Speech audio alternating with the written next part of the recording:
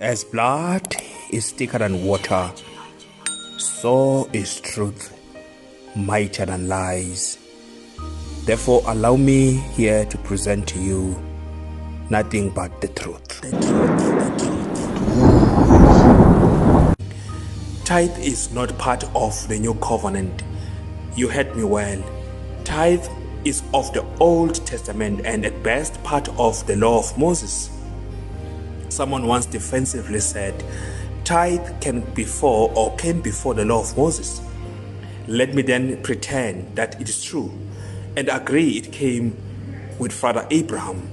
Then that automatically makes it a free will, because Abraham never gave tithe because of any law quoted to him, but by free will he gave to Melchizedek from the spoils of war. You can see Genesis chapter 14 verse 20. And he gave it only once.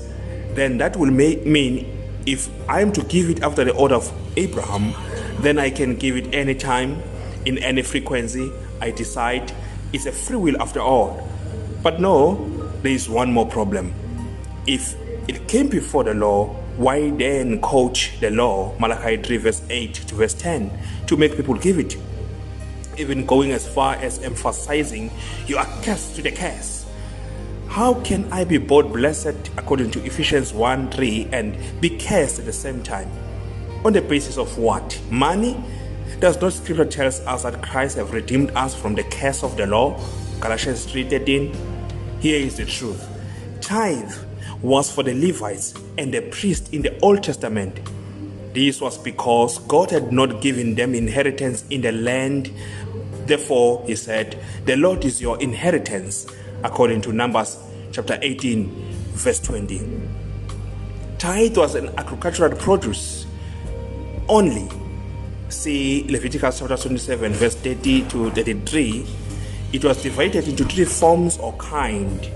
The first kind was to be given to the Levites, who would collect it from every household across the country, according to Nehemiah 10 verse 37 to 39. Then the Levites and the priest will bring the tithe of the tithe into the house of the Lord, that is in Jerusalem. For the priests that minister there, the porters and singers in the storehouse. Then the Israelites themselves will appear 3 times a year before the Lord, according to Deuteronomy 16 verse 16. In all these times they will not come empty-handed. It was during these times where they will bring another form or kind of tithe that they would eat and rejoice before the Lord with the Levites, according to Deuteronomy chapter 12 verse 17 to 18 and verse 19. With this tithe, if the place will be far, they will turn it to money and go and buy whatever they wanted or their souls lasted for, including alcohol, according to Deuteronomy 14 verse 24 to verse 26. Then the third type or the third kind of tithe was for the Levites and the widows and the poor and the fatherless, which were to be eaten within their gates once in every 3 years. That is according to Deuteronomy chapter 14 verse 28.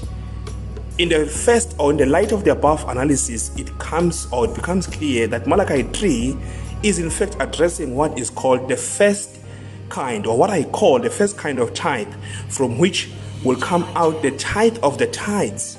Take note that the prophecy is directed to the priest who would accompany the Israelites, or the Levites to be precise, to collect those tithes, according to Nehemiah chapter 10 verse 38 again. But the tithes of the tithes will not make it to Jerusalem for the storehouse, according to Malachi chapter 2 verse 1 through to chapter 3. As needless as it might be for me to go at this length about this, it is fair to ensure that I leave no room for doubt that the tithe is part of the law, and it was for the Levites who had no inheritance in the land, for the people themselves to rejoice before the Lord, and for the poor, widows, fatherless, and etc. Definitely not for the modern day businessmen and employed believers such as us, since we all believers have equal opportunities with everyone to engage in an economy of the land. Instead, this is what Paul said about us. It is more blessed to give than to receive. You can see Acts 20 verse 35. We are all encouraged today to give to the weak than to receive.